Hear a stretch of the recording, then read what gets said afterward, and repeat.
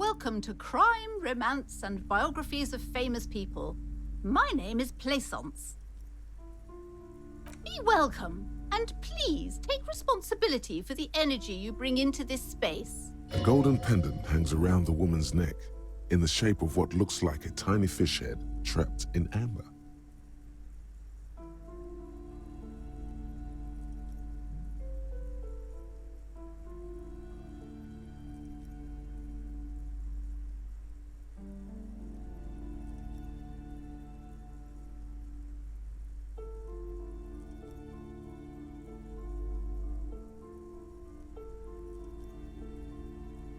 Oh yes, helps to have an anchor in these times.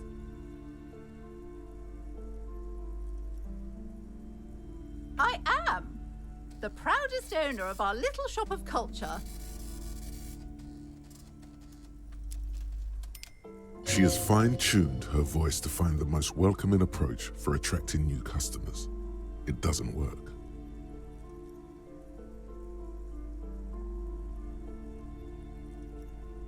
Annette, yes, my daughter. I hope she wasn't slacking off again with her nose in science fiction. Tell me, was she at her post doing her job like a proper girl? Wonderful! Did you talk to her? Great! On a scale of 1 to 10, how compelled were you to buy books after talking with her?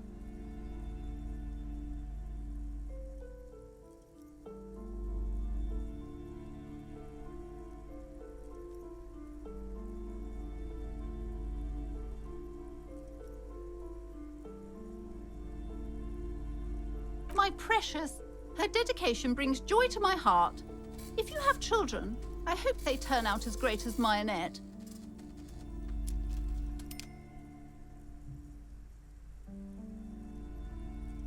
As a young girl should be, with the proper attitude.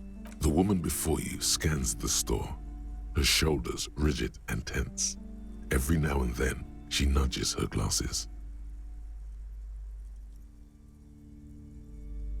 Goodness, you were already doing good, browsing the shelves. Why'd you stop? Don't you feel compelled? Go, go! Get back there. The books await you. Everything is on the shelves. Take a look yourself. The shelves compel you, don't they? She's attempting to mentally direct you towards the shelves. She only wants you to buy the goods. She doesn't care about the books. Truth be told, not really. My sister brings in most of the goods. I'm sure it's all very literary stuff with well-written prose. But you don't learn about the important things in life from fabricated stories.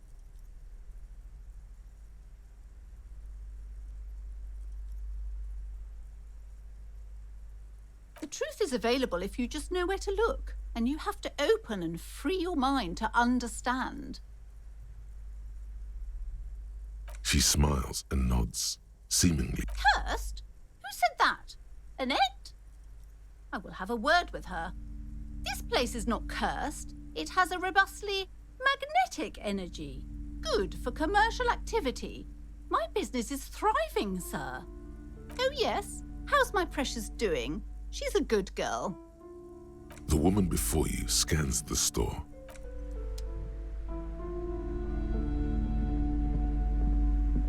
A small mountain of colorful board game boxes.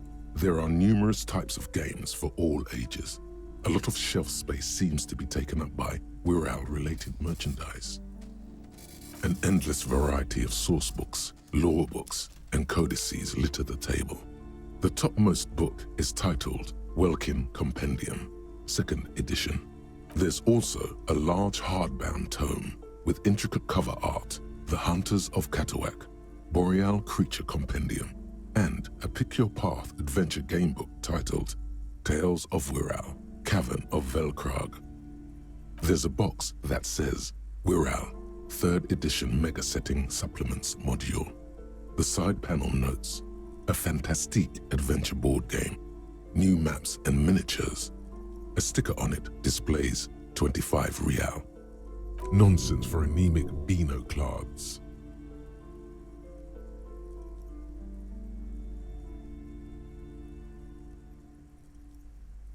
Wonderful board games, sir. The Viticulturist is a classic for sure, or perhaps you'd like Archipelagos of Insulinde, a very educational game for those interested in geography. Browbritter is a fun game of economic competition, but can get quite intense after a while. We have games for the whole family. You can play with your children. Who are you going to play board games with? Do you have friends or family?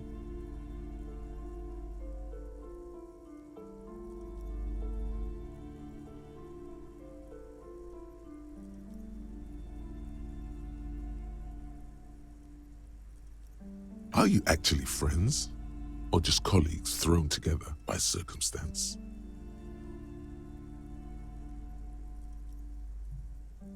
Don't be so hard on yourself, sir. You just need to clean up a bit. And technically, friends are a bit like family. For playing with friends, I'd recommend Suzerainty. It's a civilization building game where you build a civilization, then set off to brutally colonize and repress other civilizations. It'll cost 12 real. Lousy auras there. No, role-playing games are popular among those types. You know, who are into those kind of things. Personally, I don't like it. Not at all. I've heard they turn people into occult enthusiasts. That they have rituals where they try to summon entities. Highly immoral stuff. You can still buy them, though.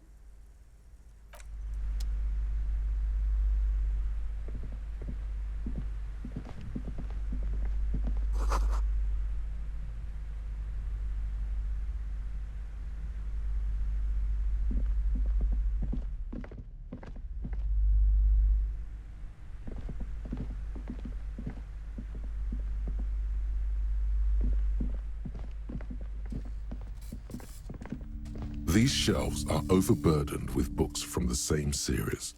You see the name Dick Mullen over and over. Oh, crime, robberies, murders, even sexual crimes. We're fortunate to have Dick Mullen and his stories to sort all that out. You're a police officer, apparently. You should buy all of these. They really do teach a person how to be a proper detective. Crime fiction is a disgrace, an asinine misrepresentation of the physical attributes of the arduous everyday work of actual police officers. These books greatly overstate the excitement of police work, glossing over how long it takes to actually follow up on leads and eliminate dead ends. What's more, they completely ignore the psychological hardships of year after year coming into contact with people during the worst days of their lives. Not a single mention of all the stress this work creates upon the officer's family. Detective fiction just doesn't tell the truth at all. Now, would you like a list of all the books found on the shelf? You see Dick Mullen on the job. Get Me Mullen. The Stalwart Adventures of Richard P. Mullen. Dick Mullen and the Murder in the Orchard. The Sordid Affair of Dick Mullen. A killing is declared. Dick Mullen in the Murder House. The Final Case of Dick Mullen. An Obvious Lie. Dick Mullen in the Clock Tower. The Ordeals of Dick Mullen. Dauntless Dick. Dick Mullen's Funeral Pyre. The Murder of Dick Owner. Turns out he faked it to solve a case. Shelves filled to the brim with crime novels featuring the supposedly stalwart Vespertine detective, Dick Mullen.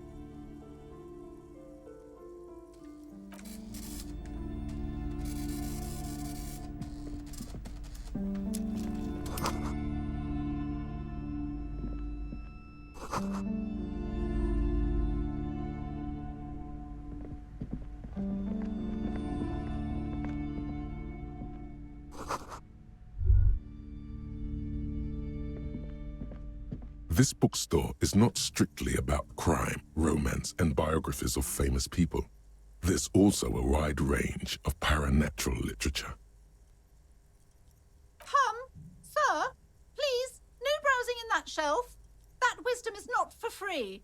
I can't have you end up, like, opening a police store next door and stealing my customers. Oh, no. Amidst the various books, you find one written by someone named Matthias W. Dundas. It's about wholeness, unity, balance. The point of the book, and many others on this shelf, is to give people medicinal advice in situations where they don't have access to paid health services.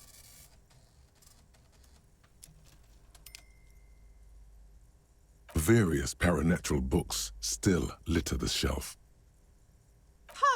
Sir, I can't have you end up like...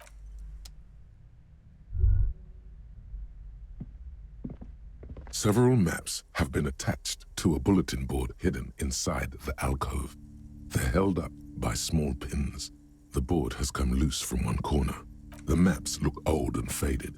Your eye catches a map of Insulinda, a map of Revachol, and a map of Martinez. This large map displays archipelagos. You see a constellation of small dots on the light blue emptiness of the Insulindic Ocean. The largest in the northeast is La Caillou. You are here. Another far away in the southwest, Seminese Islands, Ile de Fantôme, Ozon, Laurentide, Fas à la Mer, Archipelagos, North Arcade Islands, all just specks of dust on the vastness of the Insulindic. On the edges of the map, the color fades into a blur of dotted lines, black and white. In the northeast, a dust mite stands on the north coast of Caillou in a bookstore. It's you. Radiating outwards from you, the suzerain Revachol. With a radius of 80 kilometers, still, the crown jewel of this Isola would be barely visible. You can, on Caillou, Revachol, a single black star, on Ozon, Fondelier, and Vilmandu, on archipelagos, Croyan-Moran, Villiers, on Seminine, Olduvai, and on Laurentide, Deora of the Seven Seas. The ocean breaks apart into a tangle of cosines and azimuths, all pointing into pale nothingness. Windy is the north azimuth. Grad is the northeast azimuth. Samara is the east azimuth. Seo is the west azimuth. Isolas, they're called. Connections to other worlds. Words past the Insulindian, unknown to you. You only know you've never been there. You have little idea what they are. Distant stars, gods. But looking at them makes you feel almost non-existent. Whatever they are, the Isolas are immeasurably large compared to you, and very, very far away. Perhaps they are gods, gods of distance and outer dust. The north coast of a verdant island is shattered by the delta of a river. It is the River Esperance. Countless bridges put the shards back together, connecting city blocks to river islands. To the east, rolling hillsides, Le Jardin, Stella Marie, the suburbs of Saint-Baptiste, swallowed up into the megacity. They sound rich to you. Hudon, it's somewhere to live. Not bad. Then there's Jamrock. It's bad. People shouldn't live there, but they do. Then you feel you're just west of Coal City, somewhere above Jamrock. I'm sorry, officer. The map of Martinez is the only one available. The other two are not for sale anymore. And besides, you could scarcely afford them. They're quite valuable, though they might not look it. The map of Martinez is 90 cents, though. That old thing.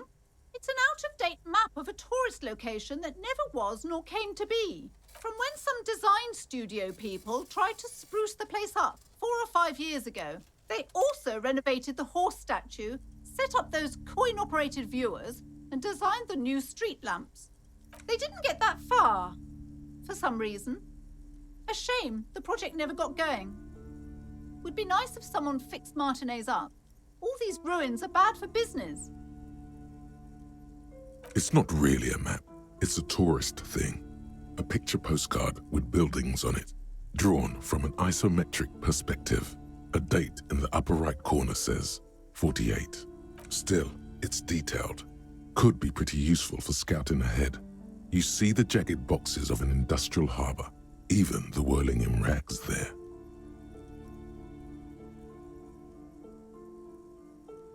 always good to be informed of your surroundings.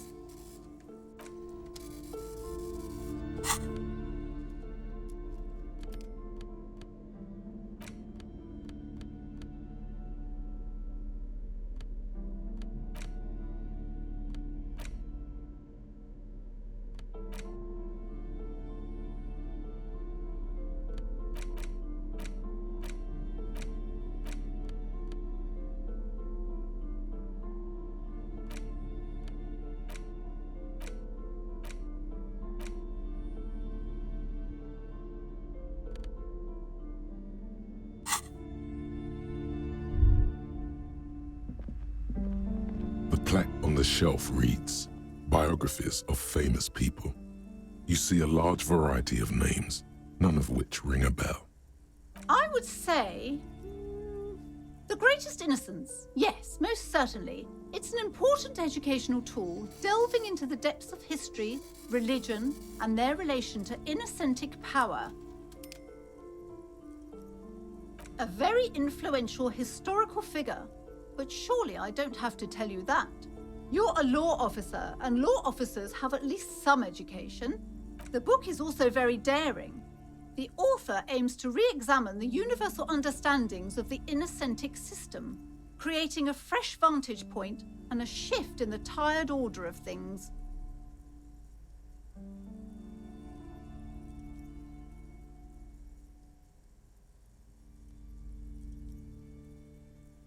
Certainly, it's prudent for a person to have at least an elementary understanding of history and society. Imagine the chaos we'd be in otherwise. You feel like you should get this one. Definitely. It's important somehow. There's something... Browsing through all the books with all their names makes your head spin. None of these seem important or relevant. It's all just... Suddenly, a particularly odd title catches your eye. It reads, High Speed Love, the tragic true love story of Jacob Irv and Alfie Delatraz, by one Cecilia Averbrook. High Speed Love chronicles the romance between two of the finest tip-top tourney racers in history. One of them is the madcap driver, Jacob Irv. His blonde mane graces the cover. Next to Irv's life story, you see a slim biography of an Occidental rock star called the Anti-Star. He's famous for shooting morphine into one of his eyeballs and cocaine into the other.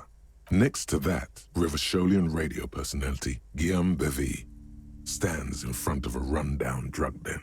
He's a permanent fixture on Channel 8, reporting on real-life crime and ruining cops' days. I really must insist you buy one of the books. Reading them is not for free. Do still browse, though, but not too long. She understands she has erred against the customer and immediately corrects course. I'm sorry, I did not mean to rush you. You are browsing. Go ahead. Take your time. Time is...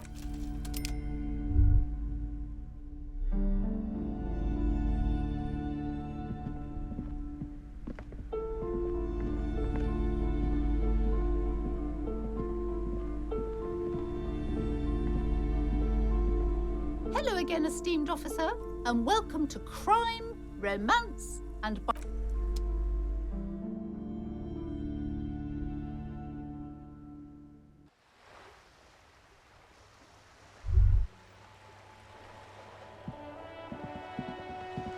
Hello again, sir.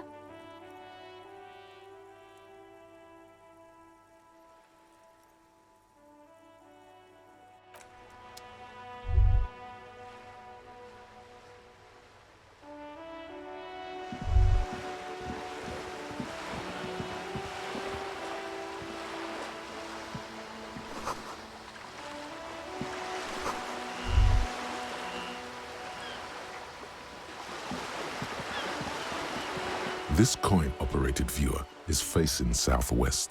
Its coin slot is full of fossilized bubblegum, rendering the machine permanently inaccessible.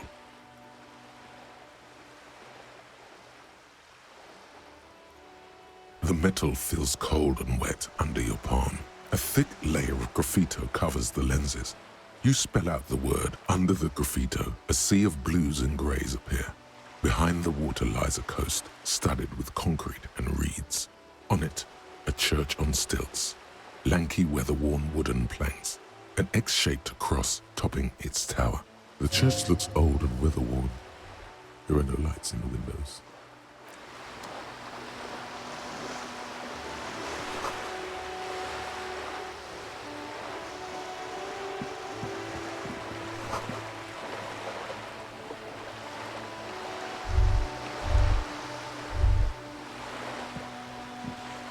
This coin-operated viewer is facing south.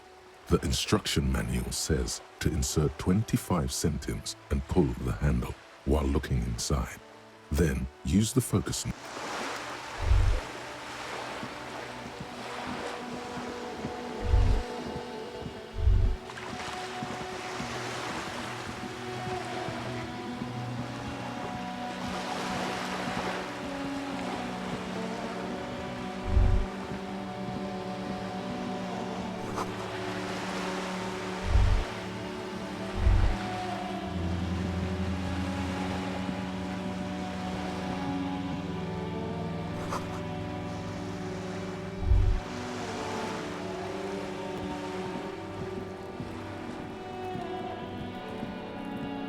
This is a wall on the side of an apartment building.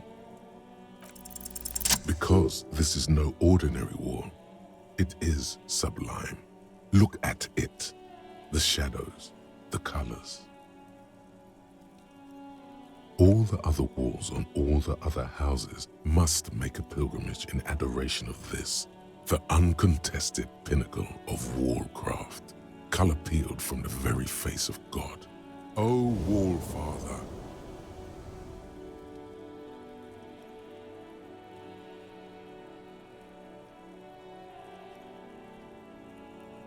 Huh? He sounds tired of it all.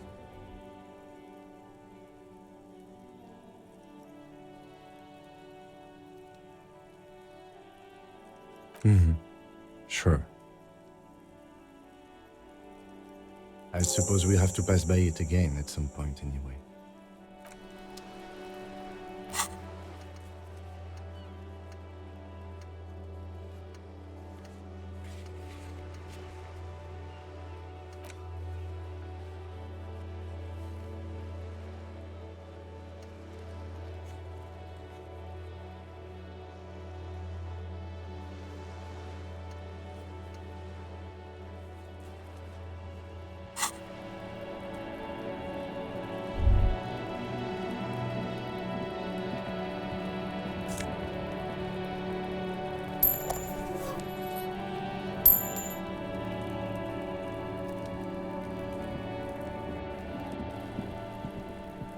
Trying to sneak up on me? Come to slip my pigs, come to take me out? Trying to spin ways?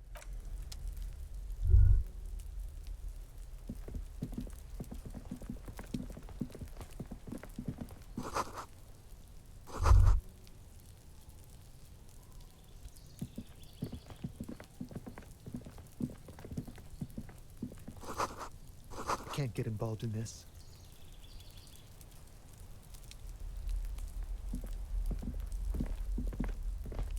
You see a young man on a balcony nursing a cigarette.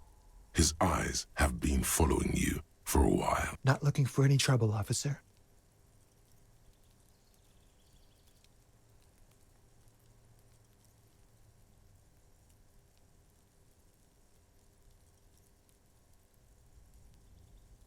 There's no trouble. I'm just speaking in a lowered voice. I don't want to be seen talking to the gendarmerie if that's okay. I just want to finish my cigarette. It's the god of cigarettes and youth.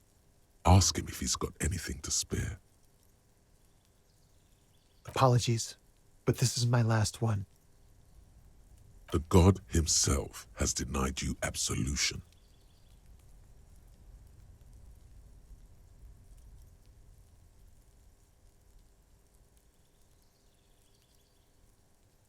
Absolution? I don't know that brand, but I'm pretty sure you can get Astras at the Frit. I'm not sure that's a good idea.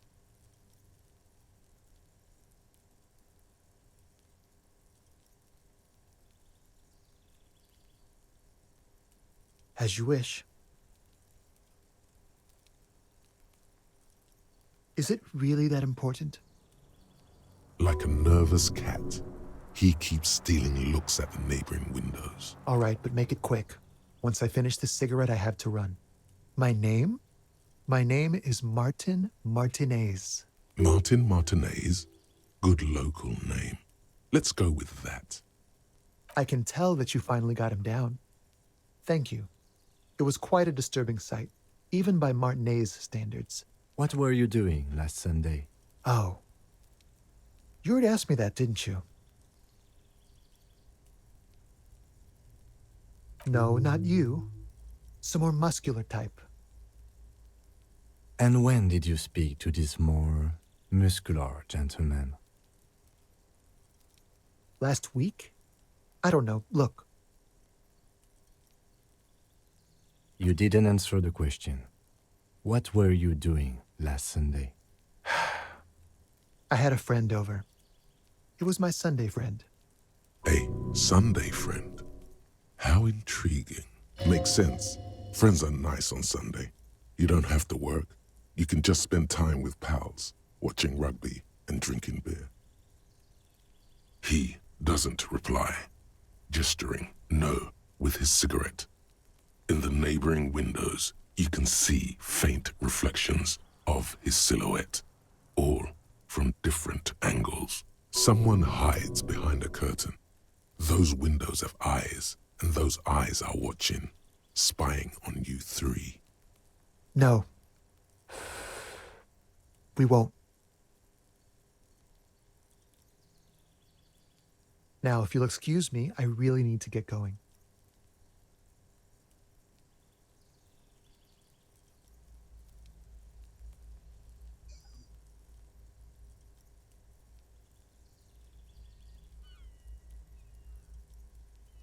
Good luck with the investigation.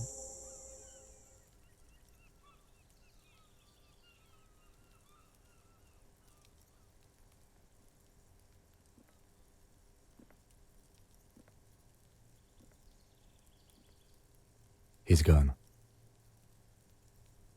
No point in running. Tenements like these often have multiple exits. If he doesn't want to talk to us, then he'll know how to hide himself.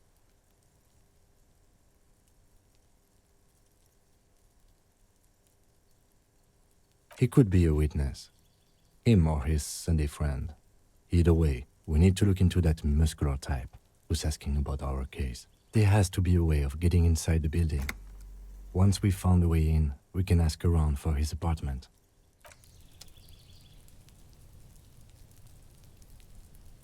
Yes?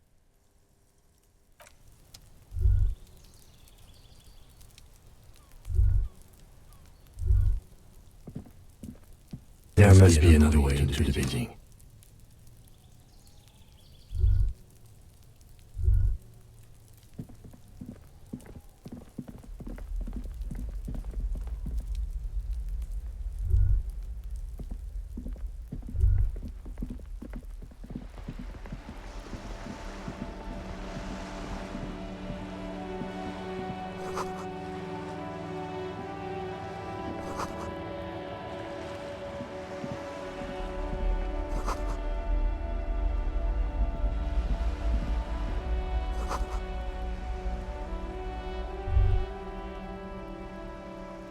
Hey, up here, Piggo.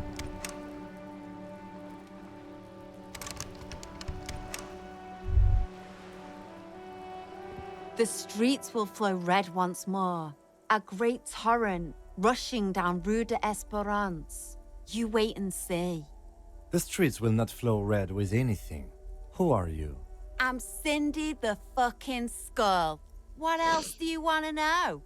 Date of birth, blood type, the last time I was tested for Hep C.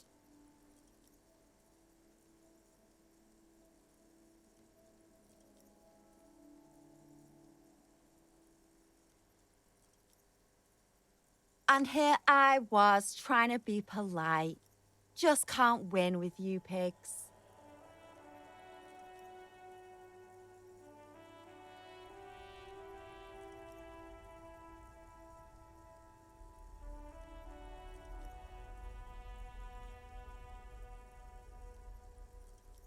I ain't no snitch, pigstein. Go forth and forage in someone else's shit. No shortage of squealers in these parts. Actually, there is a shortage of people who talk to us in a normal, calm, informative manner. We weren't put on this earth to make your life pleasant, fucko. The lieutenant furrows his brow at another one of your eccentricisms. Hatred, disgust, it's difficult to tell which of the two is more present in her girlish features. The woman on the boat does not notice her staring. That is on her. Someone's got to keep an eye on her. Probably the Wild Pines rep. We should talk to her. She's a professional negotiator, though. I have the feeling she will be very cooperative while telling us nothing. You should take the lead. Ask her unexpected questions, you know? Do your thing. Don't be afraid to get a bit wacky. Throwing her off is our best bet. Good idea, piggies. Run along now. Fuck her shit up good. Impound that boat while you're at it. I'd like to watch her swim back to Ozon. Can't you tell? I'm painting a beautiful mural, an aereo graffitio visible from low orbit. I haven't really started it yet. I'm waiting for the right words. Yeah?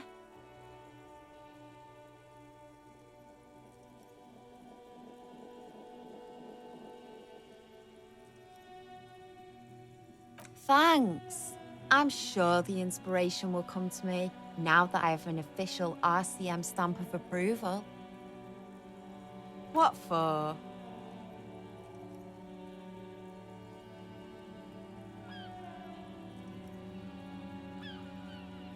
Well, if it's for art, but what kind of art are we talking about?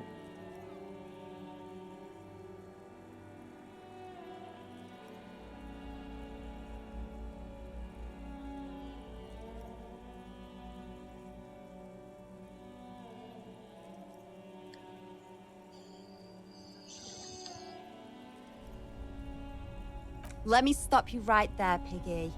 You have no idea, do you? No idea. No brush? Fuck off.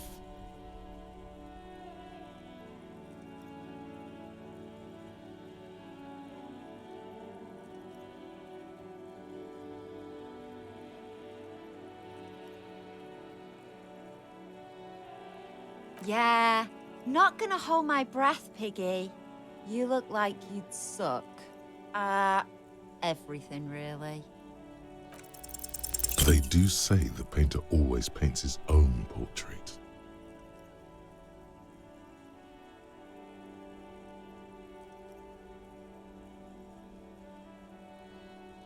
No, it's great. That's pretty fucked up. Even for you, Piggo.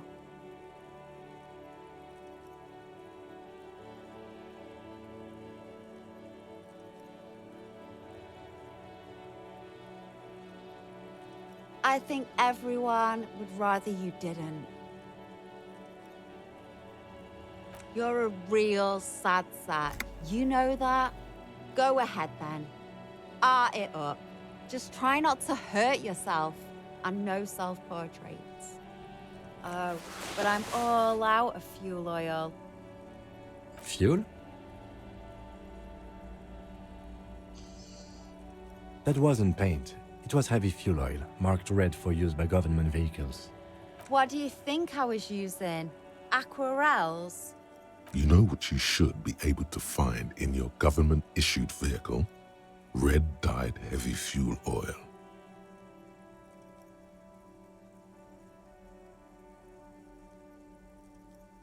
That beautiful wall deserves nothing less.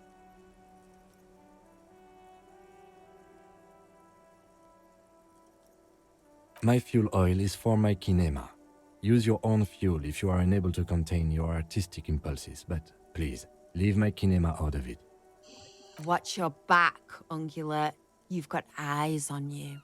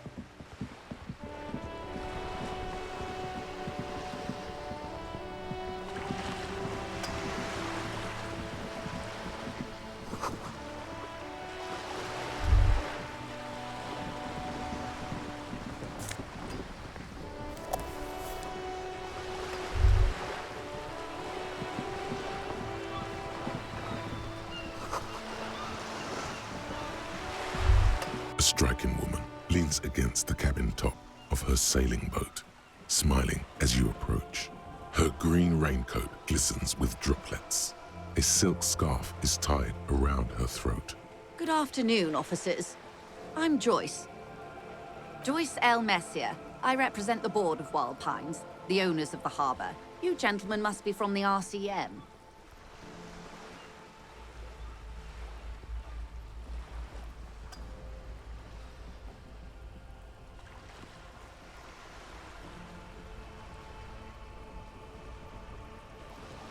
I'm glad to see you here.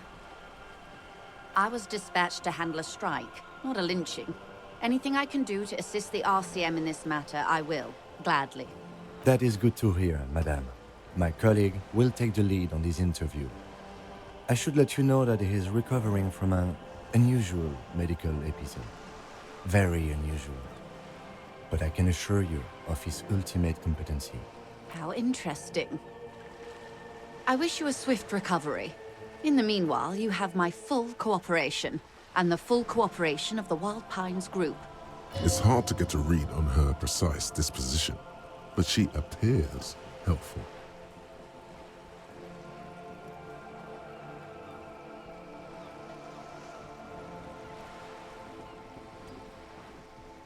What we do.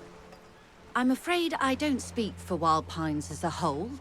It's a giant undertaking. The Pines' core competency is logistics. Container shipping, freight, that sort of thing. See those airships there, blinking? Those are the shipping side of things, and that is the terminal. Another subdivision deals with energy, oil and gas exploration, offshore platforms. I'm not at liberty to discuss the company balance sheet, but I can tell you that last year, the company booked more than 20 billion real in revenue. A billion?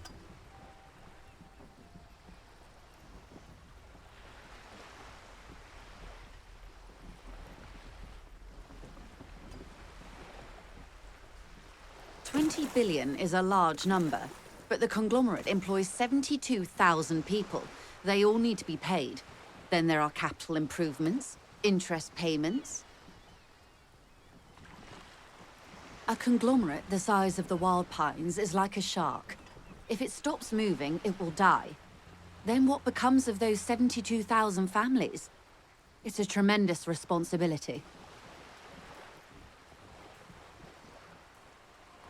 They started as an exploration and cargo fleet conducting trade between the Samaran and Insulindian Isolas 250 years ago, when Pine ships explored the South Seminese and charted Lomantang on behalf of the suzerain.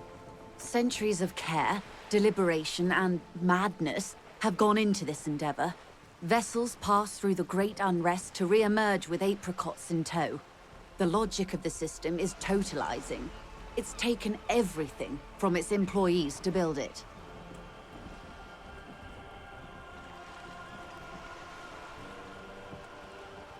You mean aside from being the terminal's legal owners, who are responsible for moving 8% of the world's cargo?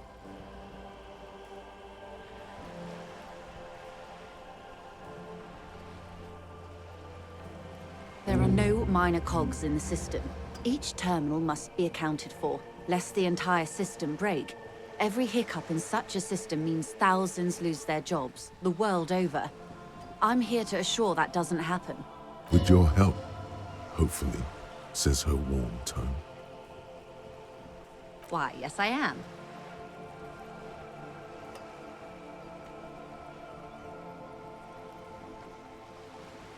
Of course there are. We're on an archipelago. How else are you supposed to get around? Yes, we are. We are on Le Caillou.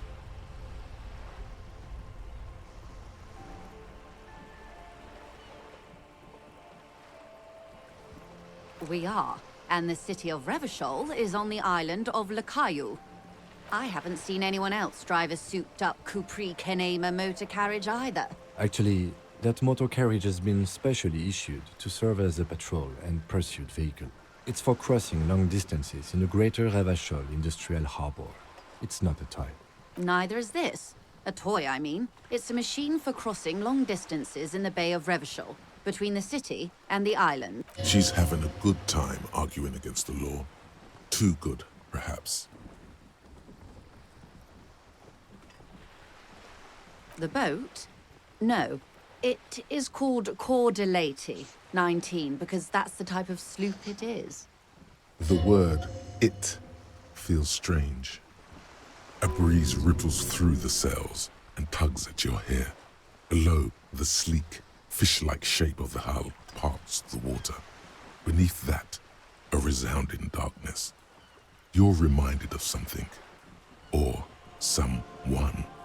It's a pleasure craft, a 19 pacer. It also happens to be rated for Category 1 racing. Though these days I mainly use it for business. My sloop? I like it a lot. It's the eel's hips, baby. I'm enjoying this part of the interview. It has so little to do with the murder we investigate. I really do, the lieutenant thinks. Is she thrown off yet? He's looking at the woman, assessing her. Officer, I assure you I'm a highly qualified pleasure craft operator. The crowns of her teeth are porcelain, white as the boat's hull as she smiles. Qualified pleasure craft operator. So charming. Where's the damn... I just renewed its safety inspection last month, officers. It is completely seaworthy. In fact, it's taken part in not one, but 2 Insulindic regattas. Even finished once. Actually, you don't. The Wayfarer Act specifically denies the RCM the authority to demand anyone's operator license. It's a little-known fact among us law officials.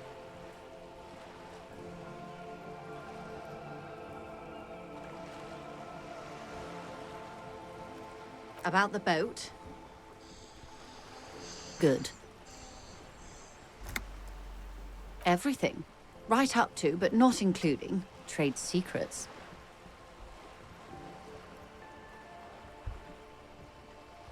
I believe the official title is Senior Labor Negotiator. In practice, I'm a grocery clerk. I relay the union's demands to Wild Pines and return with Wild Pines' counteroffer. And how are the talks going? They're not. That's the problem. The union stopped all negotiations a week ago, after that awful lynching took place. Now they won't even let me into the harbor. There's a 2-meter-20 racist behemoth blocking the gates.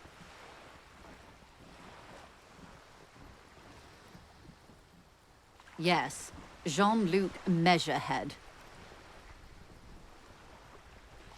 Let's say I was not making the kind of progress I'd hoped for when I first arrived. And when did you first arrive? I arrived 3 weeks ago. Yes, in the middle of February. The bay was still partially frozen then. I prefer to do these things on site, like the RCM. But the strike began in December. I wasn't the original negotiator here. I took over after Mr. Gaumont hit a wall with Mr. Clare, the union boss. Mr. Clare refused to speak with Gaumont despite concessions he'd granted the union in prior negotiations. This isn't the first time the union has gone on strike. Heavens no.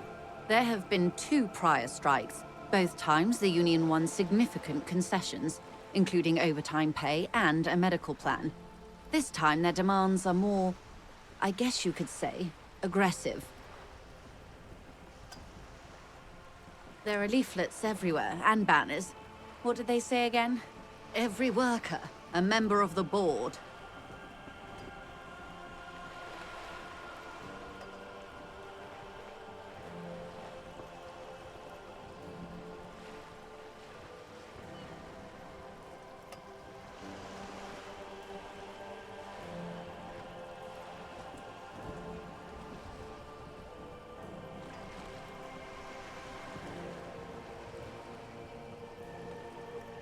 Fortunately, they explained it. Every time the Wild Pines group makes a decision about anything, it needs the signature of each of the 2,200 workers in its Martinez terminal. Just so you understand, this is but one of 22 terminals owned by Wild Pines. Essentially, not only are they kings of the company, they are also kings of the 72,000 employees of Wild Pines Group. I'm not sure. Naturally, I assume that was just their opening position. A hard-nosed tactic with a side of mockery. But there's been no follow-up, just the same nonsensical slogan repeated over and over again. And now, people are getting lynched, I hear. Behind the whirling in rags. A disastrous situation if there ever was one. Excuse me, from whom did you hear about this lynching? I first heard it from the boyar at the gates. The one whose very name advertises his aversion to work. I think he said it was, "Call me mañana." This checks out.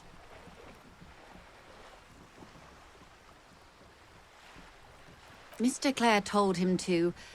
how did he put it? Fuck off, midget. Gaumont is short of stature, you see. Yes. Keep in mind, this is a negotiator Mr. Clare has worked with before, and who was more than fair with him and the Union. Sounds like usual aggressive posturing.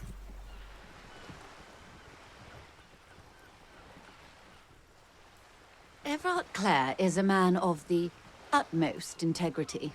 If you can say one thing about him, it's that he always puts the interests of the workers first. Of course not.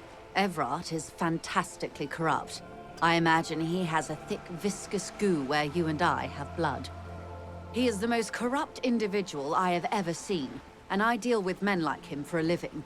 If there is anyone more venal, more irredeemably nepotistic, then it's his twin brother, Edgar. Yes, Edgar looks exactly like his brother, except for that lazy eye. He also talks exactly like Everard does, and when one's term as foreman is up, the other takes over. It's how they circumvent the term limits, you see, with a funny little switcheroo. While in office, they've embezzled God knows how much of their workers' dues. The Débardeurs Union was once a perfectly normal institution. 20 years ago, anyway. It must not have been easy to establish under the Emergency Act, but they did it. I can respect that. Organized labor at its best, as they say. Then something happened in the local chapter elections. The brothers Clare came and transformed it into a... how do you say? A mob. The Débardeurs are a crime syndicate. Sad as it may be, I suspect we'll be forced to cooperate with them. Refreshingly honest, officer. The company has tried appeasing in the past, but I'm afraid our concessions have only emboldened Everard and his brother. And your opinion, detective, if I may ask? I'm a curious and talkative person, you see. Would you say the Débardeurs Union is...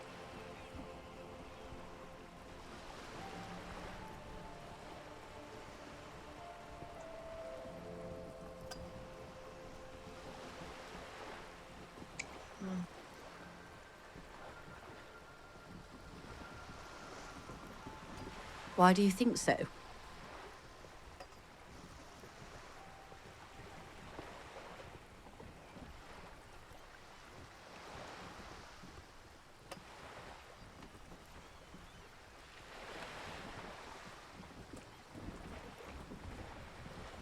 Well, I suppose that's one way to look at it.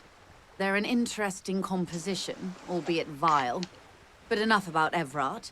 What else can I do for you? The scabs? You mean the huddled masses of Jamrock, come to plead for work where the Union refuses to? If they were organized by Wild Pines or its affiliates, then it would be a company secret. I could not share it with you. Not right now, at least. I'm glad you asked. There was a woman, the previous forewoman of the Union. She disappeared. Disappeared? Yes. On the last day of the local chapter elections, her daughter phoned in and said she wasn't running anymore. Or coming to work. Ever. End of story. Indeed. The company suspects foul play, but there's nothing they could do. It was a Union matter.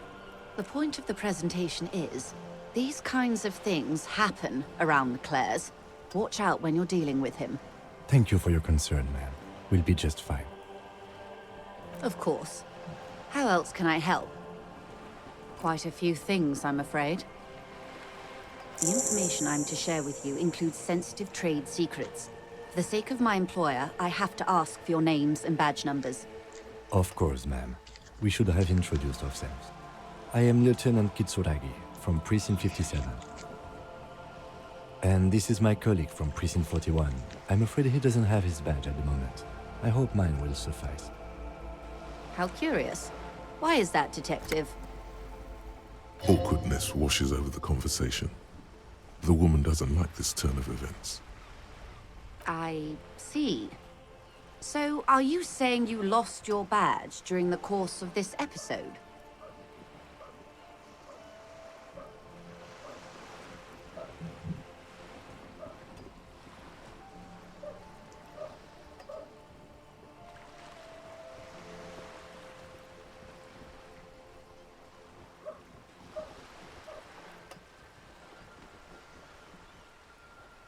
Oh dear.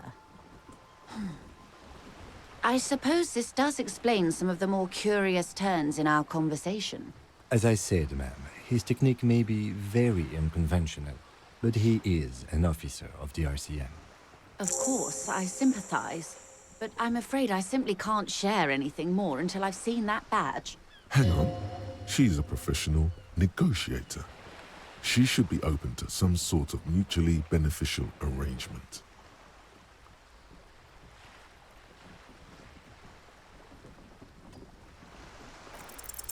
She's a negotiator. Just float a favor at her. Insinuate. I will be frank with you. If I'm going to break protocol, I need to be able to justify it to my superiors. They're going to want to see something very tangible. You're in, but expect her to drive a hard bargain. Reports from inside Terminal B suggest it's a hub for the local drug trade. This is an open secret in Martinez. The Union controls the terminal, so it goes to reason. They're profiting from this trade. The company has tried looking into this matter before, to no avail.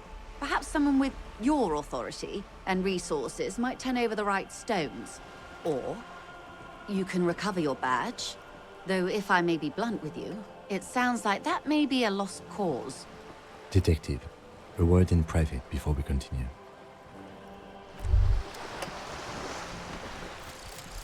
Indirect modes of taxation.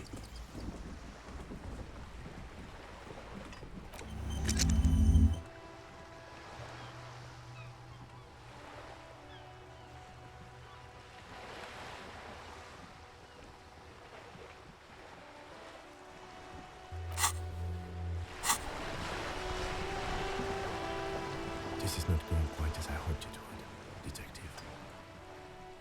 Honestly, I was expecting you to use your unorthodox technique to keep her off balance, and not volunteer us to be her henchmen.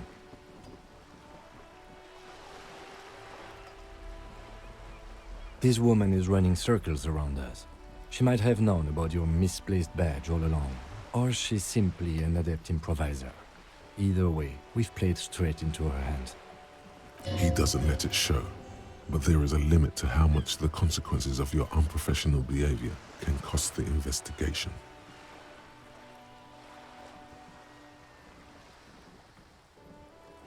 No. If there is reasonable suspicion, we must investigate. Otherwise, she could claim we are siding with the Union, or that we are on their take. We'd never hear the end of it. What I propose is, we ask her, then we investigate, briefly. But do not share the outcome of this investigation with her. We tell her it's done and demand for her information on the lynching.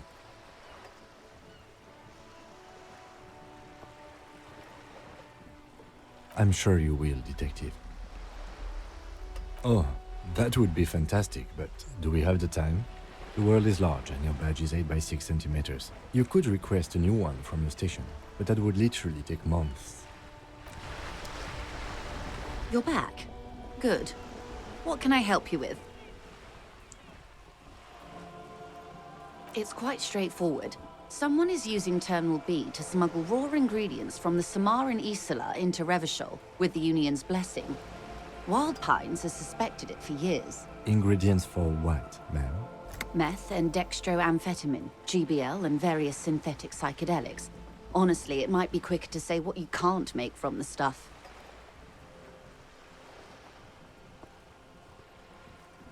Yes. After they clear the terminal, we lose track. The actual production is taking place at various sites in and around Jamrock Quarter, north of here. Wildpine seems to be well apprised of the local drug trade, man. Do you mean to say the Union also produces the product? Sells drugs, I mean? We're in logistics. It's our business to know. Yes. After they clear the terminal, we lose track. Wildpine seems to be well... We're in logistics. It's our business to know. And no. As far as the company knows, the Union does not produce it. They transport the ingredients for a cut. Yes, but you won't get anything out of Evrat and the Dockworkers Union. Still, every chain has its weak link. The lorries. Someone needs to move the ingredients from the harbor into the city. Once they reach Jamrock, they're distributed to a network of local manufacturers well beyond our grasp. But in transit, they are vulnerable. Perhaps you've noticed that a number of lorries are tangled in a traffic jam at the roundabout just now. Interview the drivers who are still hanging about. One of them might be waiting for a crucial shipment. I'll be explicit.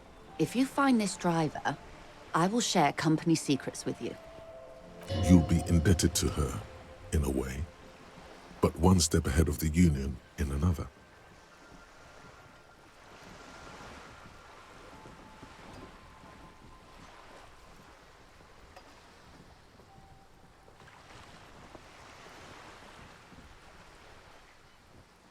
No. We asked East Motor Track to raise the drawbridge. The road company is a partner of one of our subsidiaries. However, this is a limited time opportunity. Once the complaint has been processed by the Trade Committee, they'll have no choice but to lower the drawbridge, and the operation will continue. Thousands of liters of raw ingredients will pour onto the streets of Revachol. Not the east across the river, but the west. The vulnerable. The weary. Well, at least this solves one mystery. What is that, Lieutenant? Why I had to call East Motor Track and beg them to open a drawbridge for me. I'd wondered since I first drove in, on my motor carriage. I am sorry for the inconvenience, Lieutenant Kisaragi, but we need them trapped here. This is a unique opportunity. I'm sure you understand. How do you think they're financing this strike? There are thousands of unpaid dock workers going strong for the 4th month straight. There was a shakedown of local businesses preceding the strike. Many were squeezed to bankruptcy to fund it. With all due respect to these desert cacti, the contents of a few cash registers cannot provide for 2,000 men. The local businesses can scarcely provide for themselves. Precisely. Smuggled out of that very gate at night, most likely, then loaded onto lorries and driven to Jamrock. You simply need to find one driver who will open up to you. It sounds like she tried looking into it herself, though she's clearly not the type your typical lorryman would confide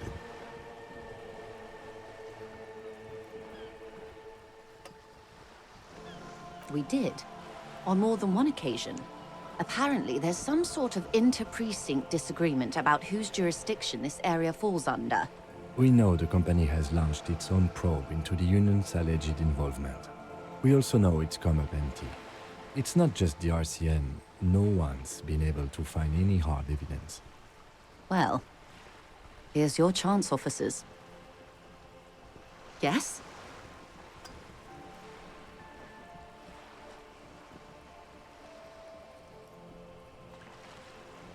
Excellent. According to my reports, there are at least 3 lorry drivers lingering near the roundabout. Hopefully one of them will know something. It may come to nothing, or it may just blow the case wide open. I can keep the drawbridge up for a few more days at least.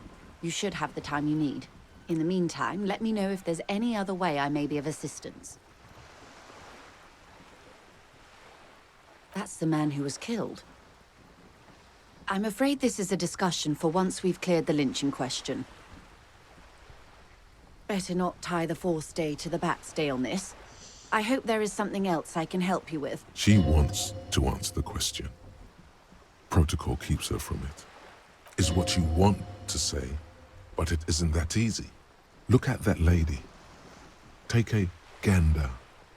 Squint your eyes, bub. Why, yes. Tucked away under that sturdy green raincoat, almost rustic in its simplicity, a silk shirt and matching scarf around her gentle throat, while dull orange pearls hang from her earlobes, red from the cold. Her light green eyes scan you, full of knowledge and worry. Wealth and all its possibilities. Now look at you, you misery-clad simian, barely able to tie your own laces. Your armpits are lakes. A scythe of booze precedes you. Your hair sticks to your forehead and your underwear feels uncomfortable. You're poor as balls. You can't ask this person for money. You're too.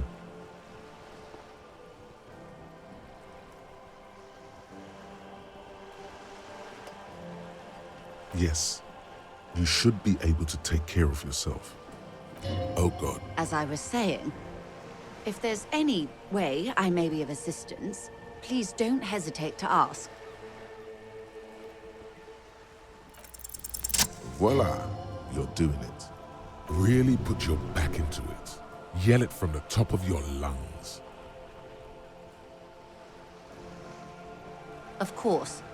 How much do you... She's surprisingly nonchalant about this. Could it be that she somehow knows more about your predicament than she's letting on? That's a good sum. Not too small, not fantastically large. She removes a few notes and hands them to you. The paper. Whoa. Did you see how easy that was? Ask her for more. Can you eat honor? Are you an omnivore? So, I hope I didn't just bribe you, officer. It may not be technically illegal under the Emergency Act, but still.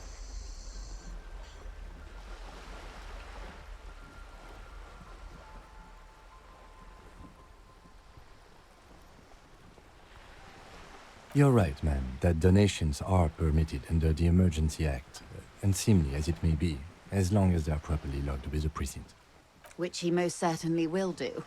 Now, how else can I help the RCM today, besides supplementing its salaries? Of course, Detective. Take care.